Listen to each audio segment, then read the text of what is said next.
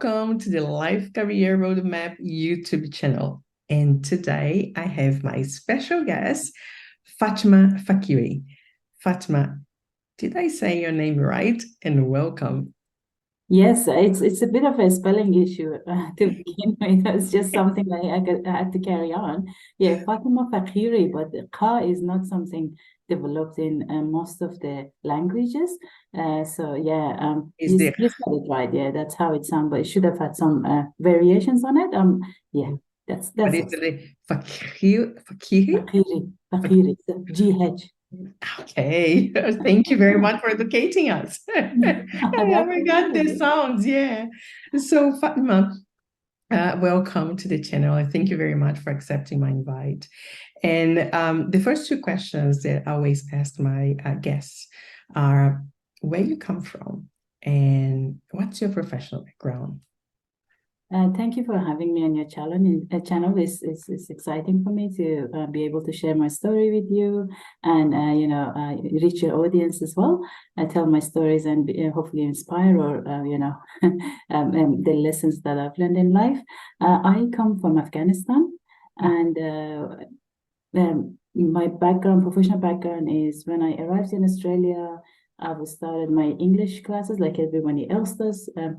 Just to advance my English, finished year 11 and 12, got an offer in Curtin University to do my Bachelor of Commerce in Accounting and Finance. Did that for a while and got jobs and have been busy volunteering in the community, working full time, building houses, and having kids basically. Yes, that's right. So, um, coming from Afghanistan, and when you were like a little kid, have you ever thought moving away from Afghanistan? It's been on my dream, to be honest, even as the day keeps going past by us. I just can see how much disadvantaged Afghan women are in Afghanistan, particularly if you're from disadvantaged background, depends on your demographic, which part of the country you live, and there's even more pressures. And there are so little choices for women to make for themselves as compared to Western life or any other life, anybody else around the world or any other countries. And with the rise of the Taliban and takeover and their regimes, their negative approach towards women advancement or to do anything with women's rights. Right now, at this moment in time, at this year of my life, I am so grateful to be where I am with all my opportunities at my hand. And for whoever else that is not in Afghanistan, basically, I'm so grateful for them, for my Afghan women that are around the world. They have their abundance of opportunities and, the suppression that is not only within house, when you go to society, as soon as you exit your doors, as soon as you go to the shops, everywhere else, it's just imagine like living with that, inhaling it day in, day out, and being limited with your choices, with your anything that you wanted to have in your own way. It's just unimaginable feeling my sisters, my brothers in Afghanistan living the situation that they are right now, especially those who've lost their male partners or male companions, whether they be brother, father, or husbands, during the wars or during the bombings that keeps continue happening in Afghanistan. Mm, Um, it's just I'm so privileged to be here. yeah, blessings. So, Fatima, um, like, was Australia a place that you dreamed about, or that time when you had in your life that, well, you need to go somewhere, or wait, you must go somewhere? Was any other place in your horizon that you could or you were dreaming about, or Australia came as the first opportunity? Oh, it wasn't like I was planning to be in Australia, but anywhere rather than Afghanistan. Okay. Anywhere else on the planet of Earth that I would have human rights rather than Afghanistan. And the feeling is mutual amongst, I'm a Hazara from Afghanistan. We are a minority in Afghanistan, unfortunately, that are subject to genocide and systematic racism for over 130 years. This is confirmed by the United Nations. And just being in that situation, when you travel away from the country, you have any rights, basic human rights, rather than being in Afghanistan itself, where you get subject to all sorts of, not only from the regime, from other groups and other tribes as well. I mean, I don't overrule that others don't get subject to genocide, but the killing that the other groups face, some of them are because they are diplomats or political views that they have, they get killed. Nothing like Hazaras. Okay. It's just been generation after generation. So that, coming from that, it's just, for me, has been always a getaway. How can I get away from here? Not to be here would have been a fresh breeze if it was possible. It wasn't like, yeah, it was like I was in the same boat as everybody else, basically. Yeah. So as you mentioned, the opportunities are limited for women, right? And this perspective, the normal, just for the audience to have an idea, because for some people it's so different. They have no conception of what is to be in a situation like you were before. So growing up as a girl in Afghanistan, what were the main perspectives of life if you didn't have to leave Afghanistan? You could not leave Afghanistan. What would be your life as expected by the situation? During the lifetime that I was growing up, like right now, I'm in my mid-30s, towards my 40s. Now I've seen it all. Like when I was growing up, I said, okay, now Americans are here. We're going to have a good life from now on. At least, at least the country is going to be taken care of. But right around the same time, I emigrated and came to Australia. But when I was growing up, there was no hope. No There hope. was no chance of, the government turning or women's rights changing. No one hearing us, no countries wanting to help us. We were forgotten, basically.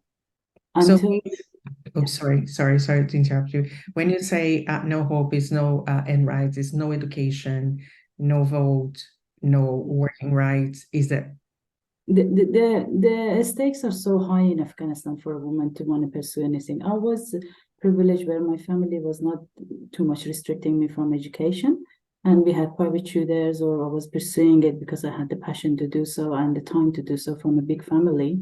I was the youngest of the daughters, so there was my sisters whenever I was growing up, or sister-in-laws in the house doing the house chores, and I was swayed away just so I could, sneak a book, read it, or study, or pursue things, and just getting away from everyone's, hands and feet, basically. So for me, it wasn't that bad because I was lucky enough to have my brothers who was working and supporting me a little bit financially to go educate myself, or just getting the tutors, or getting my hands on those books that I had to buy if I could find them. So for me, it wasn't like so bad like everybody else. Whereas there were some households, they didn't have food to begin with. And so that was difficult to witness and grow up with, and just uh, being privileged like that really advances your life. And when I see how it pushed me to all these challenges that I'm going through now, because I had those foundational bases to support me, to build me up, to have a strong foundation to begin with. Rather than not having it, I couldn't imagine how someone would come and start from zero. It's possible, but it's not. Yeah, it's difficult. mm-hmm. It's difficult. So if you put it as compared to others, I was in a better situation family wise. Okay. And moving to Australia, was a family together or you came separately? I came here on a spouse visa. Spouse Got visa. married. Yes. Okay.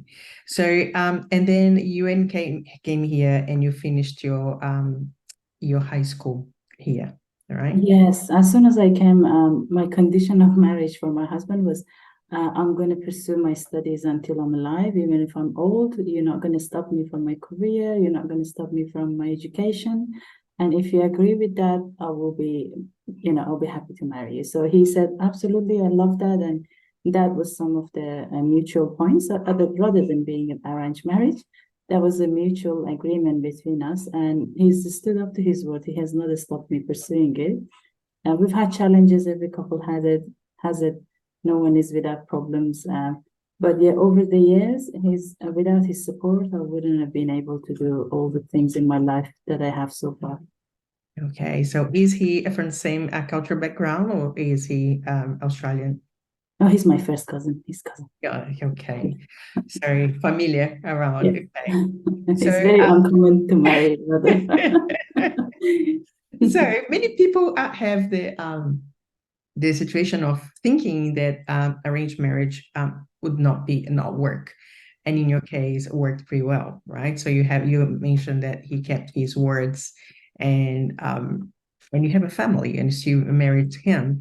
So would you be keen to talk more of the differences that you see in this kind of relationship when you have someone that has been arranged to marry you and someone that you grow up and then you one day to decide to see someone and talk to someone? Anything that is different that you see?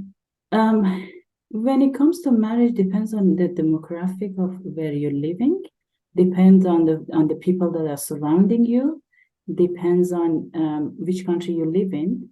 All those elements are a pressure to any marriage. So when whilst it's good to have your choices and options, but if you are growing in a culture where that is accepted and that is the only highly sacred way of being given away, basically, that becomes your priority. It becomes your highest choice of, I would say, lifestyle as well, because the parents are approving it, the society is approving it, and the surroundings are approving it. If you move from one town to other, the world carries with you, it's more honored by, and things like that. But when it comes to Western culture and when you come to Australia, we are very lucky. It's a country of 220 more. So from 220 countries around the world live in this country, and you are in a way, you got that freedom to live your life, the lifestyle the way you want to. There's all, and depending on, again, which families you go to or which tribes you associate with, there's all those pressures on the life. So for me, now I've been married 19 years. It's been a curve, because when you separate from a large family, which I came from a family of 15 people in the same household with my sister-in-laws, my sister, and things like that. So I was very much growing around that and I was attuned to it. And coming away from that all of a sudden to a country where, I arrived here 18 years ago. There was not a lot of Afghanis. There was not a lot of multicultural shops or mosques, or I would say a lot of things that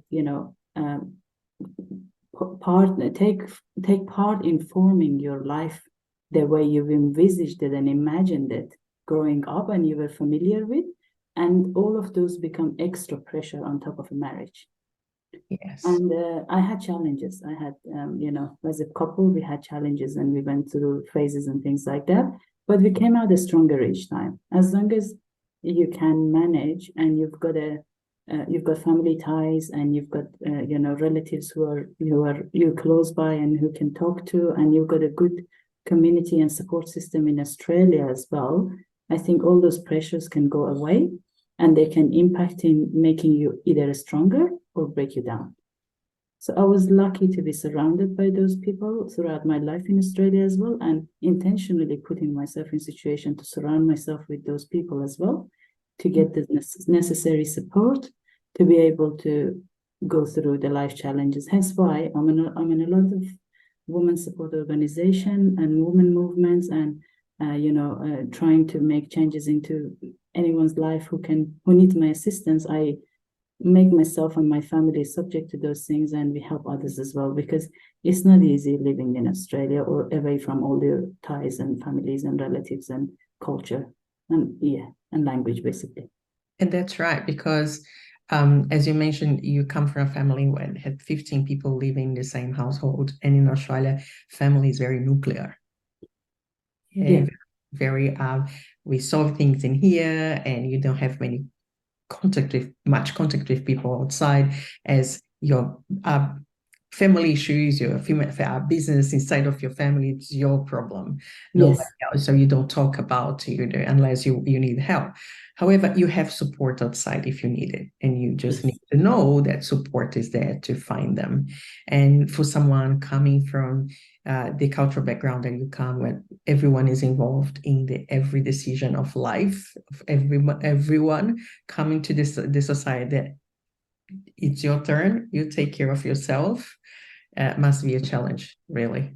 Because Yes, every layers of those, if you look at it, I mean, I was lucky I came with a bit of an English. If you don't have English as well, and yeah, it's like hence why I'm really invested into having my association flourish and keep going. Because even if I can take one burden away, at least that's one burden down from yeah, society that I could during my lifetime, as long as I'm alive, I could make that change. I die a happy person, basically. yes. So coming back to the childhood, so at any point in when you were a child, what was your dreams about future as a career? Because you knew that you could do more, you could be more, and you want to get away from that. What you had as a dream for you to become as a professional or a career or whatever you want to dream about or be? What was your idea when you were a little child? I was surrounded by family members. Like my auntie's husband was at the time when Taliban were not in rule, when America was in Afghanistan. He was the second person to the prime minister. He was the assistant to prime minister, and I was always looking up to him. And my that's my auntie. My sister's husband was an accountant, prominent accountant. All of his children was teaching in during the teaching at universities, or they were teaching English to the other kids. They've learned it themselves, and just being involved, surrounded around those units of inspirational people that you would call that you be surrounded by. And I was reading books and being inspired. I remember growing up reading books about all these Marie Claire, and how she invented the penicillin and all these great women, and just being inspired, saying, is that even possible? Like for me growing up, and I had so much in me to offer. Hence why I was always looking at and just saying, what could I do with my life better? But more so, coming from Afghanistan, you are a person that you just wish that you could grow up to lessen the pain of humanity, because that's your highest priority when you are surrounded by so much misery in life and you see it day to day. So it's like, if I could lessen the humanity's pain, that would be my highest achievement, basically, rather than like oh, I could just go. Because some things in life, like if you want to study PhD, if I want to go to moon, aspirations like that comes with your level of where you're grown up and what your life circumstances have been.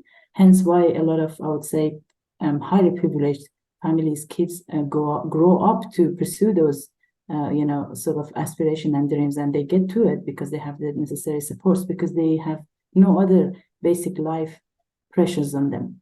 But when you grow up in Afghanistan, you see humans' misery all the time. Your highest aspiration is to grow up to have a human being, let Okay. alone, Solve if that problem. yes, let alone if you can. But as soon as I arrived in Australia, because I was so young when I married 18, I arrived here when I was 18. I was so inspired to even achieve more. And I did my best until sometimes that I couldn't study anymore. I had to get a job, build a house with the kids and things like that.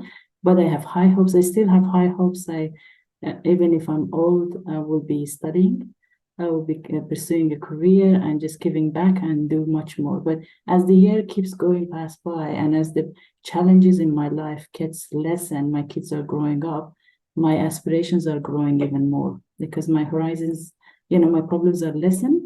I have lived in a secure and safe life in Australia for the past 18 years. I can see that I can do it. I can dream the dream that are, otherwise I wouldn't have.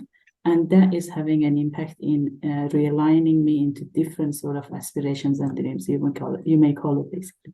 Yeah, so you mentioned also that you had the husband of one of your aunties that was an accountant, and you was an inspiration for you. That was the reason why you chose when you had your ATA or TE, I don't remember if at the time, to get accounting background. That was one reason, but growing up, my mathematics was really good. So I was like, what is the best way I could get to it? And just seeing him as an accountant, being in the family, and just, being able to do all those things, I was like, why not give accounting a go? And that doesn't seem. And back in the day when I was studying accounting, when you were going to sit an exam of, Unit 100 at university, there was 1,200 other students as well. So it was highly looking to be people wanting to do accounting. Whereas as the years passing by now, it's no longer such a thing as much. Yeah. Yeah, depends on, as I said, depends on which time and how the society is traveling and what are people aspiring. Like right now, after COVID, I'd say people are looking for social science, psychologists, all of those counseling sort of a line of careers, which got more money into that, say.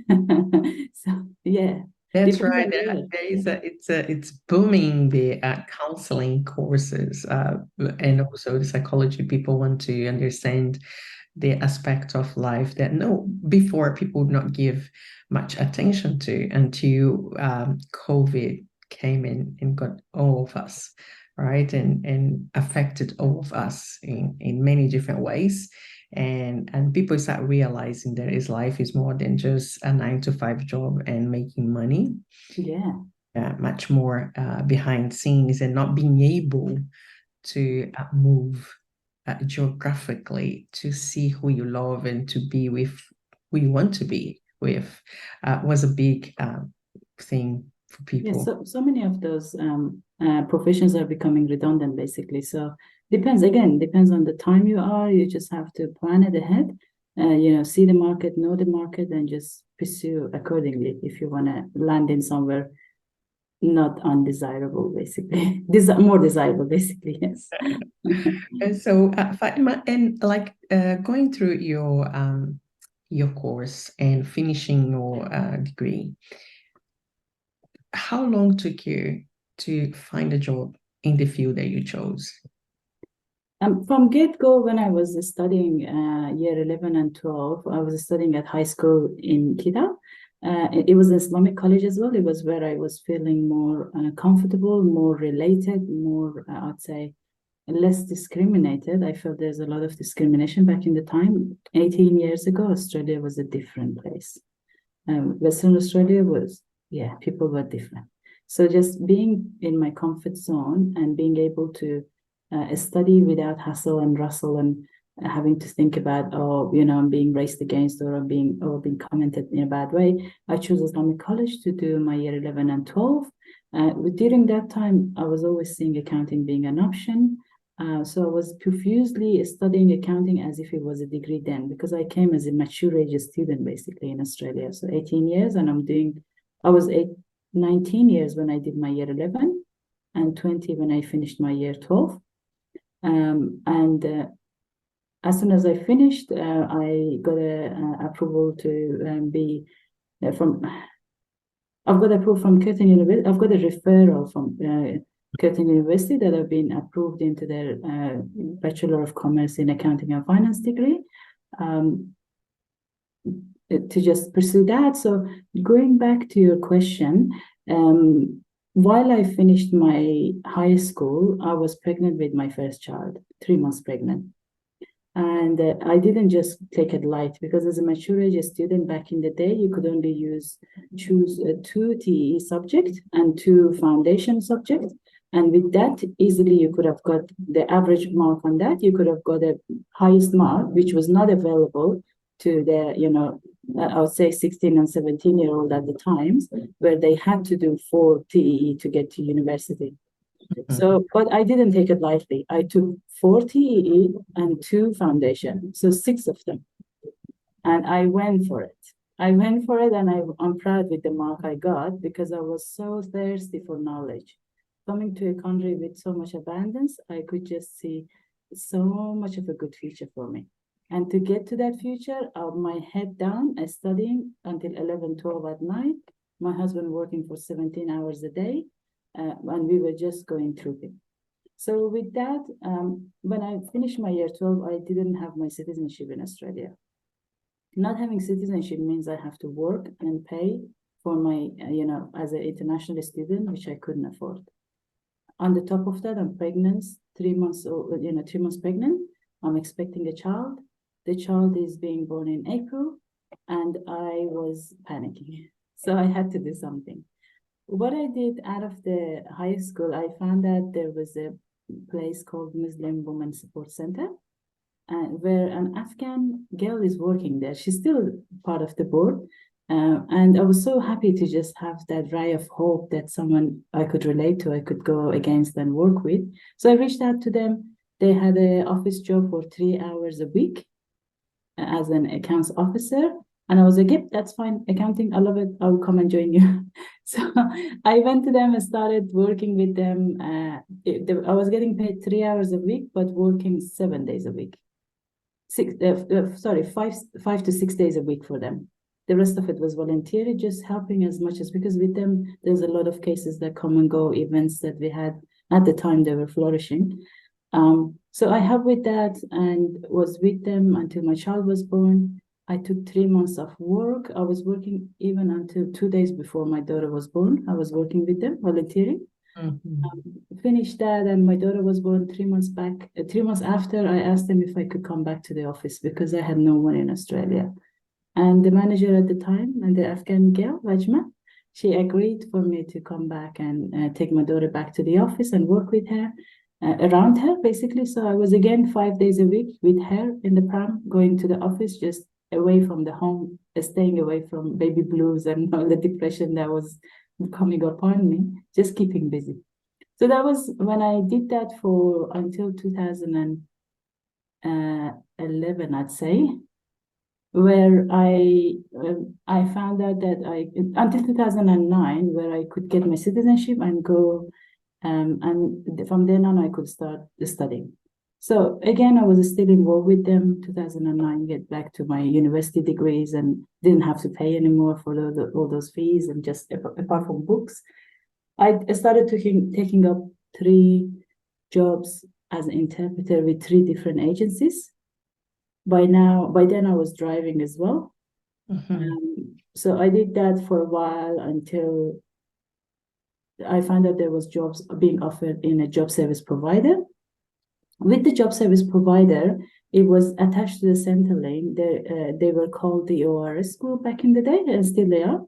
So they were next to Centrelink in Cannington. I literally walked in there, handed them in my resume. I said, I want to get a job in your recruitment. And I was lucky being offered the job. I was like 1 year through my university and with a child, and having my first full-time job starting with them. Whereas that job, I wouldn't have been that much lucky if I didn't work as a volunteer with Muslim Women Support Center. So some things are blessing in a way. That's what I'm leading up to.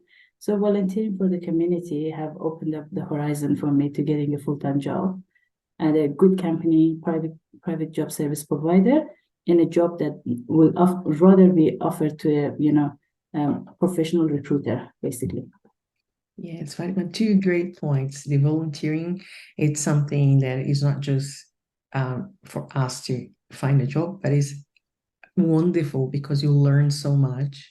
You interact with people, you get to know the culture, the system, and of course opens new opportunities and helps you as well. So, but the other point that I'd like to talk about a little bit more, because there are many women out there having kids in different countries that they feel lonely, and the blue of having a baby and not having anyone or a system that can support us bring us to the state that we feel as hard as you can imagine. And for some women, they cannot even recognize what's going on. They feel guilty because they cannot feel as a mom.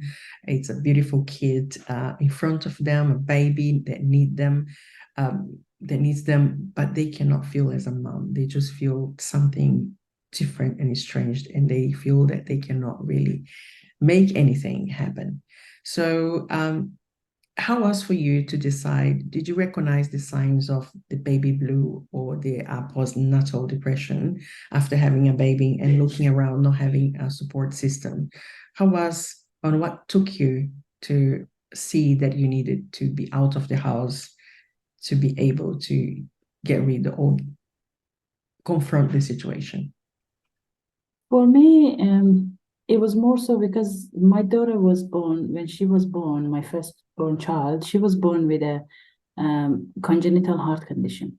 Mhm, So at 10 days of old, she had to have an open heart surgery. mhm, That put a huge pressure on me because back in the day as well, I would say family-wise as well, there was like, oh, you go, society calls it the concept of bad egg, basically, things like that, without even having any remorse or support and things like that. I mean, they do come visit you, but you just know, that you can just feel their amount of I would say treatment towards you and things like that. And just having to deal with that as well on my own, it was not easy.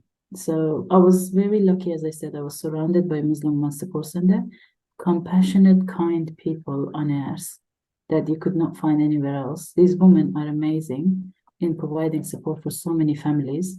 I was surrounded by them, and from get-go, Vajma, Pacha, and board of that association have helped me, supported me in so many any aspect. Like I had food hampers, foods prepared for me. I had hampers of gifts for when my daughter was born, and I could not imagine, because in my culture, especially if it's not your family, it's not your problem, because people are basically, and one of the reasons for that, people are basically can affect can afford the bare minimum for their own family, let alone being worried about other people's. Unless you're very, rich and you can afford that, then you look outward and, give back to the community. So that's why I say I intentionally as well put myself around them, and not only to give support, and the support that I received was quite, something that I wouldn't have otherwise. So if I wasn't around them, the baby blues, and not only having to deal with that situation and thinking and being sad about it, not having my parents around, my mom around me, or my husband's side around me, I don't know who else would have understood me. Because as I said, growing up in a family as such, in a culture as such, you're expected, when you are married, you're surrounded by at least your sister-in-law, who is another woman who can relate to you basically, or your mother-in-law, or your in-laws from your side, or your sister, your mother, any other woman from your side to support you through the next phase of life. Hence why when you grow up, not a lot is taught to you as a woman, okay. how to perform in life. Okay. So those are the expectation you grow up with. And if you're not surrounded, for me was baby blues coming my way. I needed to be around these women. Okay. Yeah. I'm glad you got the support. Very happy for you. And like having then you went through at university, then you have a child that you had to look after, and of course was a busy time for you doing everything. And how then your career unfolded in Australia was, because you said you started with accounting and then you just merged and moved to a more the social part of your career. So could you tell us how this transition came in place to you? So when I had my daughter, I was working at Muslim Women Support Center until 1 year and a half, whilst at the same time studying and having those three other jobs that I could afford my study expenses and the child expenses along the way as well, the childcare expenses, because for the first 1 to 2 years of my work, I was literally, with my sort of income, I was breaking even because I had to afford the childcare. And for me, I'd rather do that than a stay-at-home mom. So Okay. for me, my daughter grew up from age of, I'd say, can't remember. I think she was 6 months old when we started putting her into childcare, and that's unspoken of in my side of the culture, and I would say religion. It's like if I talk to an Australian woman right now, they were like, "Oh, it's so normal for us." Even 18 years ago, it was so normal, but not for us. culturally it's not acceptable to leave your child the whole day and just go pursue a career. It's frowned upon and all that. And she wasn't gaining weight at the time because of the massive, heart surgery that she had. No, it doesn't matter what you would give it to her, and she had other things as well. And all of that was when you would see auntie from my own background, it would like, why is your child so undernourished? Just that enough was enough to put a reflection upon you and your family, just saying you guys are not doing that. So just staying away from all of those troubles, I'd say, just head down to business and studying and working. I was just so happy where I was. My child was getting the best care, I would say, that if it was with me, she was having her feed on the right time. She was having her sleep. If her nappy needed to be changed, it was at the right time. She was playing, learning the language. So for that, I was grateful. And even though my income was break even, basically, I was earning to pay the childcare. I was happy with that. I said, this is my investment towards the future. And there's no better place for her to be, no better place for me to be at this point in time than to be where I am. So that's how I, analyze my life and saying it's okay if I'm earning, I'm not earning. That's fine. It was difficult few years until she turned 2, and then we had to move on and build a house because there was this fantastic government offer of, at the time, $21,000 if you build your first home, and we had to get that. And it was a housing boom at the time. So I'm talking 2009, 10. Yeah. So that was how we first built our first home through, it was a standard design home in a suburb where the lands were cheaper. It was a bit more bigger lot and cheaper build. And with that grant of the government was really working well. And even the companies were giving on the top of it free bench top, free this and that. So there was a lot good going on. So it was a good move to build a house. And from then on, I had to really get serious and get a real full-time job. And I had to really, concentrate on work, not just studying. I did attempt to go back because I only finished 1.5 years of my bachelor degree. Every time I attempted to go back, because of the distance I had to travel from, I'd say, Gosnells to Curtin University to do my studies, a few times I slept on the wheel. And that was, I could see that was not going to happen. Having to breastfeed a child until 11, 12 or midnights, and then get up to go to work, get up to go to do a few more jobs and study as well. It was not possible. So one had to give in. A study had to stop, unfortunately. As much as I had high aspirations, I attempted over the years to go back. Every time I went before the sentence day, I was like, no, I'm going to do this. But again, something came up. So I ended up not studying and having this massive debt because I would withdraw just 2-3 days after the census day. Oh, I'm indebted now. The things that you regret in life, that's the right. disciplines. Ah, Yeah, so that's how I've been traveling with education and work at the same time. okay. So, and then when I met you, we had the conversation about the organization that you just founded, that is the Hazara Women's Support Network, right? So, tell us more about what is what is your main objective? Because you have been highlighting that is helping others, but with Hazara, because it's not just for Afghan women, right? It's for Anyway, any women. Yeah. yes. Would you tell us more, please? So, as I said, during my lifetime, I never thought Afghanistan will fall into the hands of Taliban again the way it did. When it fell in August 2021, it was during the lifetime of me. I've been working for a while. I've built my second house already, and I was at a stage that my kids are growing up, and I was saying, "Oh my God, it's like losing your mother. Well, your real mother is there, but a higher mother. When your country falls to such a wrong people that you know that your future is gone." So before that, I had a bit of a ray of hope that I belonged somewhere other than Australia. and I could contribute back to somewhere that is not Australia. So that's sort of a double, sort of having a double mother was a bit of a blessing in disguise, which you don't feel until your country is ruined to the point that you turn back and you sit down and you think that you are not gonna ever want to go back in that country or step foot back into that country. Is such a dangerous situation. It is just so dangerous for women to go back. So from then on, I thought, what can I do for my community? Everyone is grieving. Everyone was mentally on such a high breakdown in here that everyone is losing hope. And the situation kept worsening.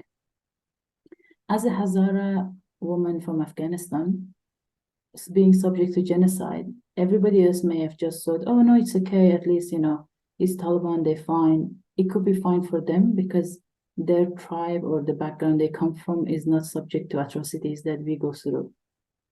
For us, is a horror, living horror to be in Afghanistan. And then it keeps getting worse. Like last week, we had a bombing. The week before, we had a bombing. Targeted to the Hazara people only. They get targeted in the streets, they get killed. If they are aspiring, educated individuals, they get targeted, they get killed in the street. No one claims it. You don't know who did it. The culprits are not found. So it is just living in that horror day to day, where you are in anywhere else in any other country. You just appreciate where you are. You get along with whoever, doesn't matter what. You respect all the religions. You do not have you're a stateless, basically, if you may call it like that, because you get killed in your own country by your own people. And so being that, for me, I had some sort of ideas of I need to do something for the community. I approached the men associations in Perth, basically. We have about 9 men-run associations in Perth. Across Australia, there are many more, which call themselves Hazaras or Shia communities.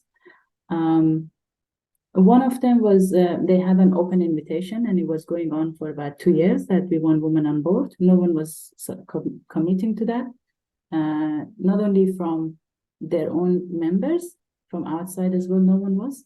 I had this happening, there was a bombing again, sorry, just go back. There was a bombing again on September 2022. And it was targeted to a high school of Hazara students and Shia students. The students were sitting their mock exam to enter university. This is right now, the country is in the hands of Taliban. 64 plus more got killed on that bombing of students, mainly the girls, because the girls were sitting in the front of that big hall of a classroom. The boys were sitting at the back. Hundreds got injured. That was my call to saying, stop it, enough is enough. I need to do something. And again, I was surrounded by leaders. I was doing some few leadership courses as well, which in a way seeded that sort of aspiring for community leadership in me. While that happened, for me, it was a call that I need to join one of these organizations, see what is happening and what they're doing, because we hear that fundraising is happening, these organizations gather and they have regular meetings, but what do they actually do? Because I don't see anything, I don't hear anything, nobody is being supported, despite all this is happening. Nobody is condemning the Taliban, nobody is getting on the streets, nobody is, all of those things that you have to do when something of that magnitude happens to your own people.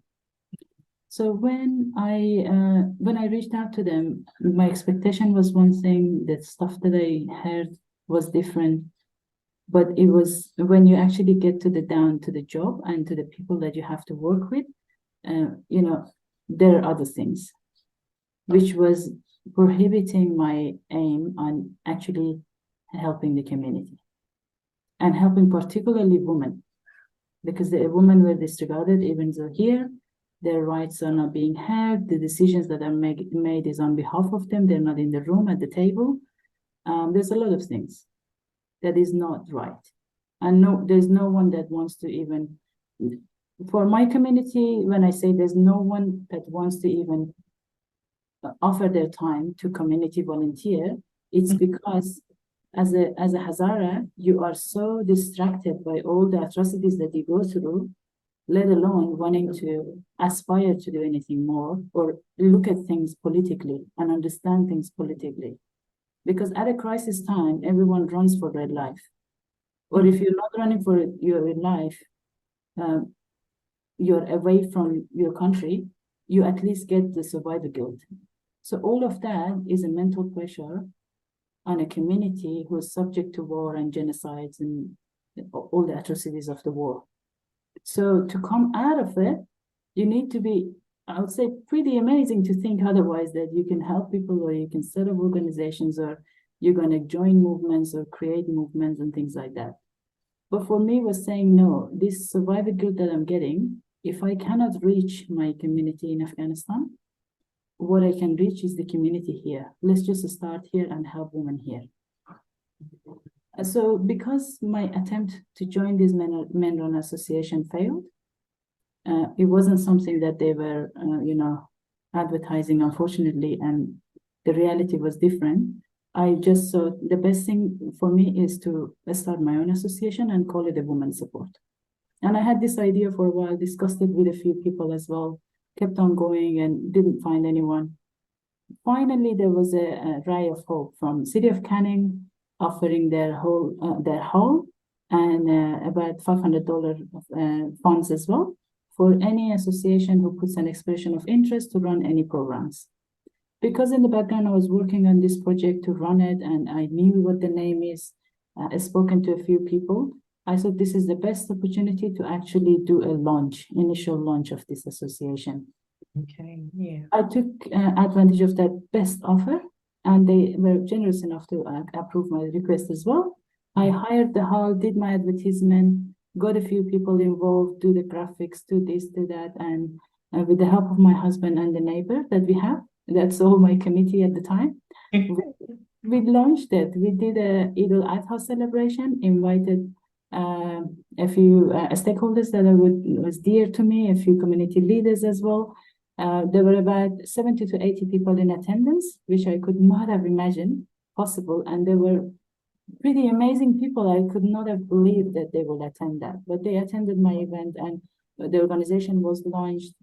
We started all the social media channels and attracted a few committee members. And from there on, I've been helping the community everywhere that I can, advocating, because apart from that, I'm an advocate. I make it my business to know what the politics of the land is that I'm living in. Because as I said, with the survivor guilt that you get, the only remedy for me is to go actually find out the truth. Okay. That will be a healing potion for me, rather than just getting toxic about it. Because you could go, when these things happen tragic to your community, you could either go woo-ha, you could go crazy about it and let it really affect you, or you could channel that power into actually educating yourself and staying calm through the storm, because you are safe here. The last thing we want is an unhealthy person here, because we are safe, we are good, and just finding ways for a better future. Because as a Hazara, 130 years, we've been trying, no one is listening, no one is assisting us. It's best to just move forward with it every time this happens and just heal by learning, heal by applying, heal by helping. By helping, yeah, that's right. So, and Fatima, with all your desire of helping women in need, you have a daughter. You have a daughter and a son, or you have two daughters? Yeah, one daughter and two boys. Two boys, okay. So having a daughter that doesn't know the story through her own eyes, but for things that you tell her or things that she learned from books or even videos, and being completely immersed in the Australian culture, how you see these together, the two cultures together, and how your daughter relates to the African culture? I'm lucky, as I said, because the same school I attended to, she goes as well. because I feel like the school that she goes, it's more closer to my culture.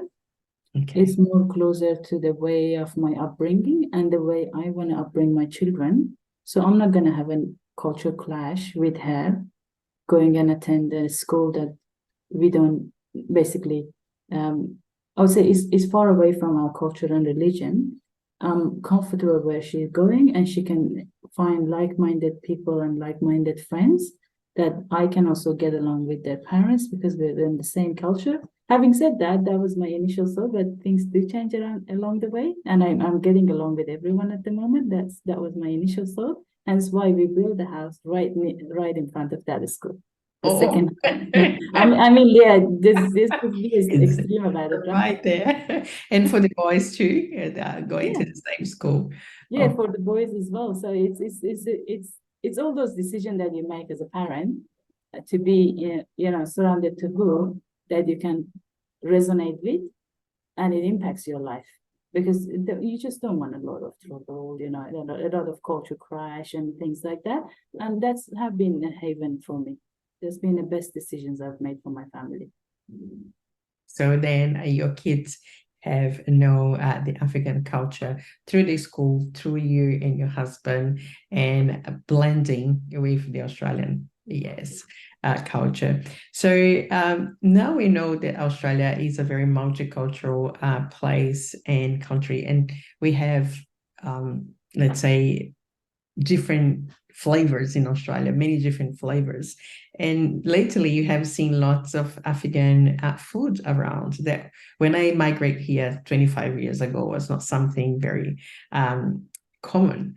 So, can you find everything or the taste of Afghan here in Australia, or is something else the your favorite dish that you have for an Afghan that when you think about to say, oh, I don't have this in Australia, but it's a memory that you have for an Afghan.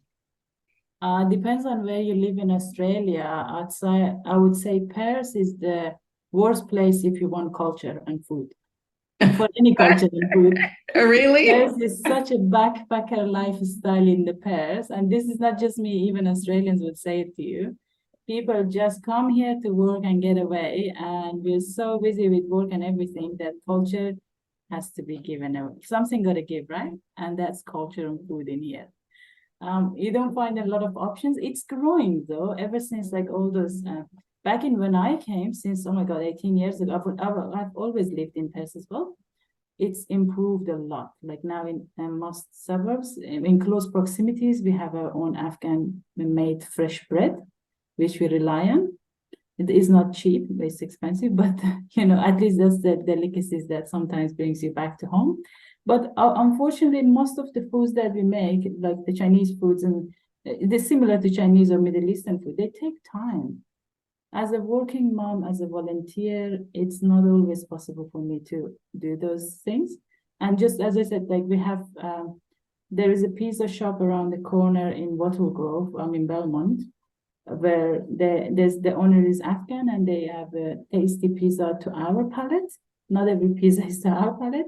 And we go and buy from them. Yeah.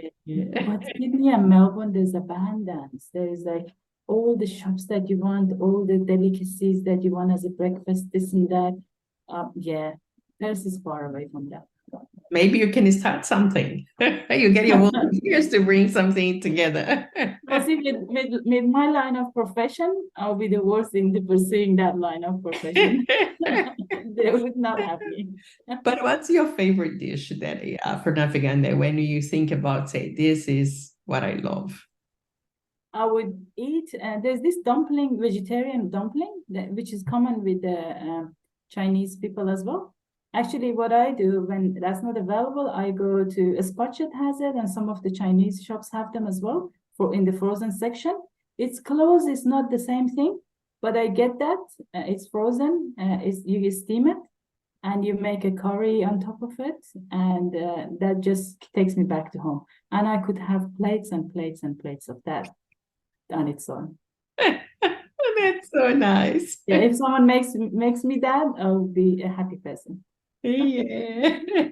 So Fatima, you had a very different pathway from the others that have been sharing their journey here on the channel. And one of the questions that I ask also to the guests is, what of piece of advice or suggestion would you give to someone who is out of Australia, wanting to come here, but in your case, people that don't have any hope or don't or believe that it's not possible? What would you tell them if they are in a situation that you were before? That's a very sad question, because ever since the Liberal government, for the past, I'd say, Liberals left us in May 2021. They were in power for 11 years, 10 to 11 years. So throughout their time, they literally stopped processing any applications. So there were all the backlog of applications and things like that. I have a few family members still waiting processing. It's better than Afghanistan. I would say any country rather than Afghanistan is better. I just hope that our government will be more kinder towards Afghan community, and particularly Hazaras, because of the worsening situation in Afghanistan, that they will offer them the visa rather sooner rather than later, because we are such a hardworking people. We are as soon as we arrive, we contribute to the economy the best way possible.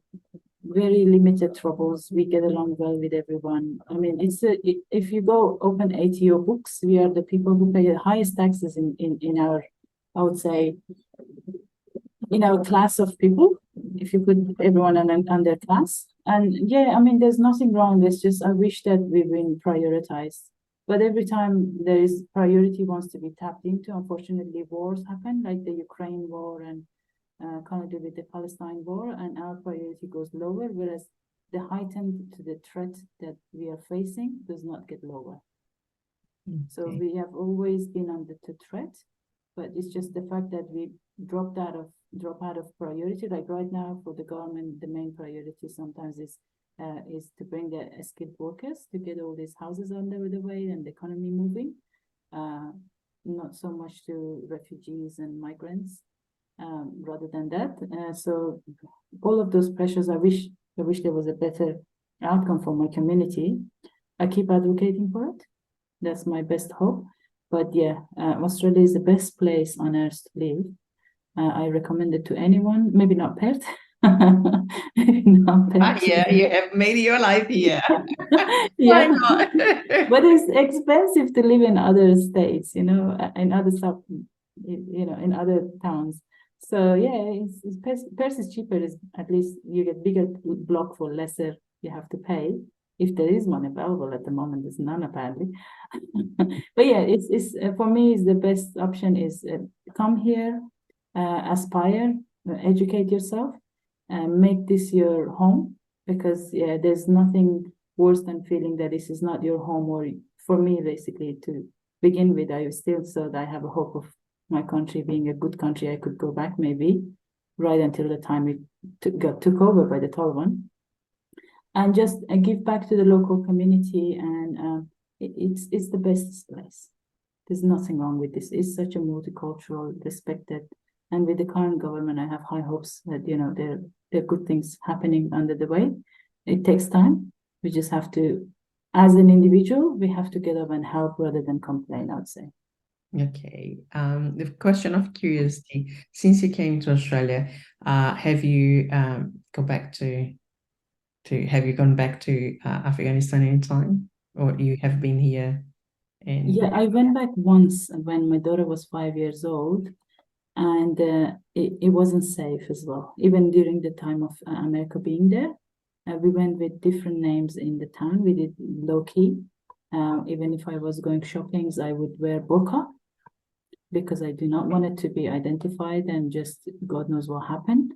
And yeah, even though with burqa, I think when you come from a country like Australia, even the way you walk and act, things like that under burqa is noticeable somehow. So some of the shop owners or some of the people would know that this person is not from here. She's not as afraid as we are. Okay, look at that. So your body language talks louder than your Yeah, voice. yeah, it doesn't matter what you cover yourself with.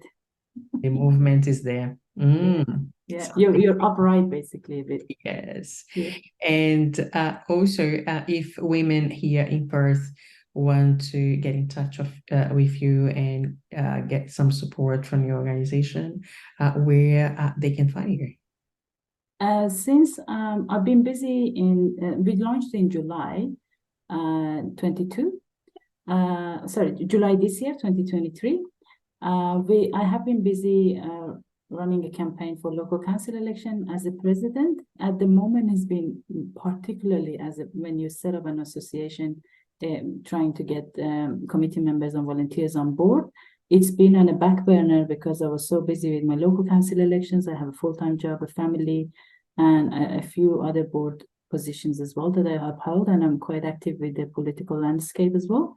Supporting the grassroots activities, such as we had the Yes 23 campaign, that was profusely part of it as well, and dragging the association along with it as well, because we can identify with the pains that the Indigenous community goes through. And there has not been a lot of support outward rather than grassroots campaigning and supporting the other associations and organizations. We are coming back in the new year, and we may have our AGM soon and new events that we want to launch and just announce to the community that we are back at it again. I will forward my contact details and the email address of the association if anyone wants to reach out. Other than that, they can look us up, Hazara Women's Support Network on Facebook, Instagram, and LinkedIn. We're active. They can reach out on any of those channels as well, and we'll get back to them. Okay, wonderful. So yeah, you have been busy thing everywhere. And what's the next step for you as you went through the local government elections? What is your aspirations? I am as I'm winding down from, because it was just so recently on 21st of October, I found out that I was not elected. It was the first time I was running. As I'm winding down, I'm reflecting back on it. I'm so proud of myself and the achievement that I've gained and the experiences that I gained and the results that I gained. I mean, compared to other people in the same locality of City of Belmont, I would say, the number of votes I've received, at least it's higher than people who've been councillors for 21 years. And that is something that I would die happy, basically. Anything I relate it to, it's like if I die tomorrow, because nobody knows when, I die a happy person that I put my name out there. I displayed a great campaign.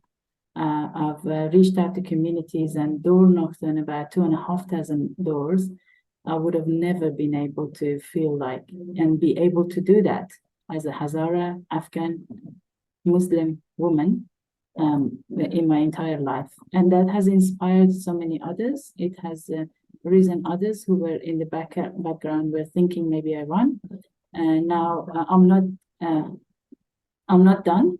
I will be coming back in the next 2 years of election. I'll be putting my hands up again.